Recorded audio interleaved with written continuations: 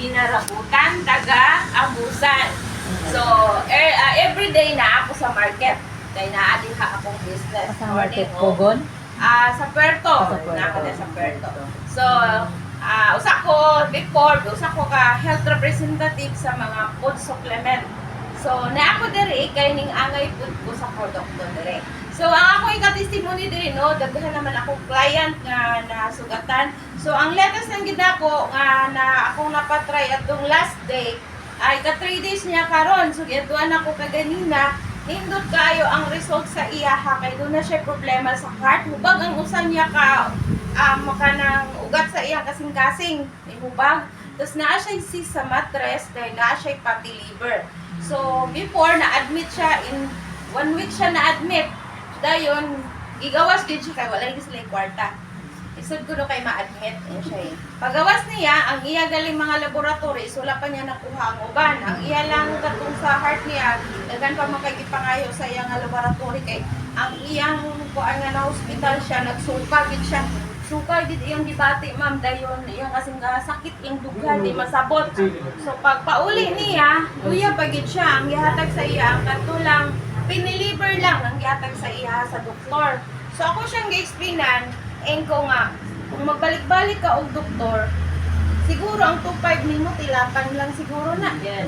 Check up, tambal, mga tambal nimo kulang na ganang 2.5 nimo.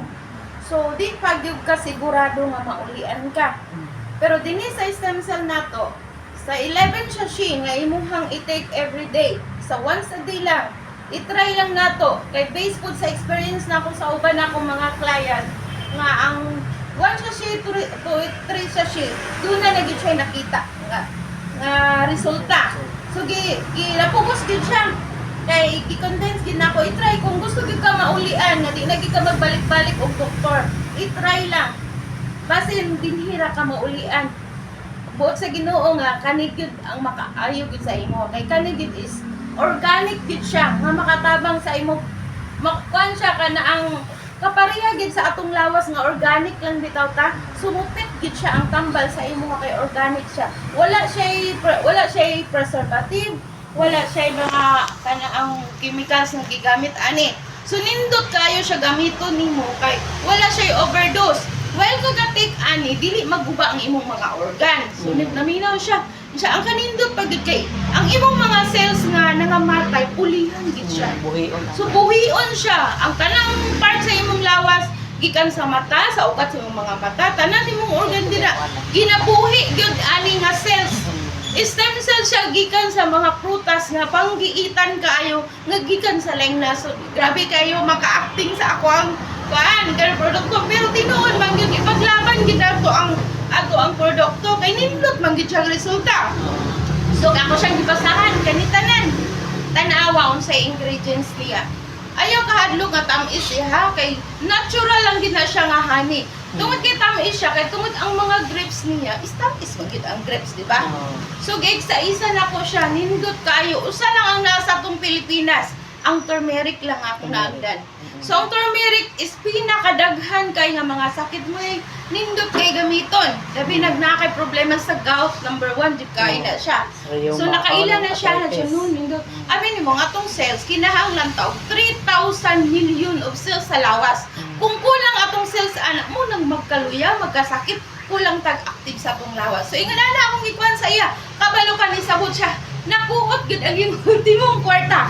Oh, siya ma'am, kulang gid kanya akong kwarta. Pwede ba balikan nimo ugma ang kulang? Nakahatag siya 1.5 o sige basta makatake ka. Yata gid nako isa ka karton. Pagka ugma, gipaloab na ako siya ma'am kana nakainom na ko gapon. Medyo ni sakit pero marag na apa jud. Kung sige pa dayon gud ayo gid pa pagansi sa imong kuan. Una agid nga maayo jud kana. Sa pagka 3 days ni balikan ako kaganina. Kumusta man? Siya ma'am, wala na ni sakit akong tiyan. Tapos katong akong gipang-ihi ma'am kay daghan kay mga kanang galatag-latag lagi siya ma'am. Kung mauna na ang sa fatty liver nimo. Kay fatty liver man siya, mauna na ang tanang cholesterol sa imong lawas hinay-hinayo na pag melt, ibiso na, iwas out ra na tanan. Dami na gid kung singuton ka, pero wala lang nag-react ang singot sa iya ha kay di man kay siya liukan. Iya lang giihi. Kung ang kumusta imong heart nga katong bugat jud siya. Araw-araw na murag di na gid kaayo. Nagibidyohan gid na nako sa akong cellphone siya nga gi-interview na ako siya ganina.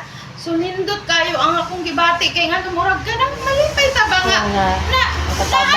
Na gid ay respect ang akong kuan. So dili sayang ba? Dili sayang sa ato ang pagstorya sa iya o nakatabang ko gid data siya. So malipay gid ta magunang. Kabalo ka nga nag-drive ko sa motor, pero nalimot ko gadget ba nga ko nang ibayaw bitaw sa kalipay nga ana.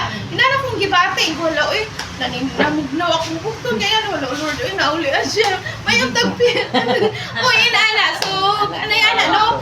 Lami jud kaayo paminawon nga makatabang pud ka sa ato ang mga kaila lang ba. Bisan dito og kanang wala na siya kwarta, kung gusto gid siya maayo, mangita gid siya paagi. So pangitaan lang pala to siya paagi nga kung usaon gid niya nga makagamit siya. Pwede ra pud na nato i-adjust kung naalang pud gid bitaw ta sa ato Ana na lang tabang ba tabang so ana. So nindot kay mo ra to akong ikat.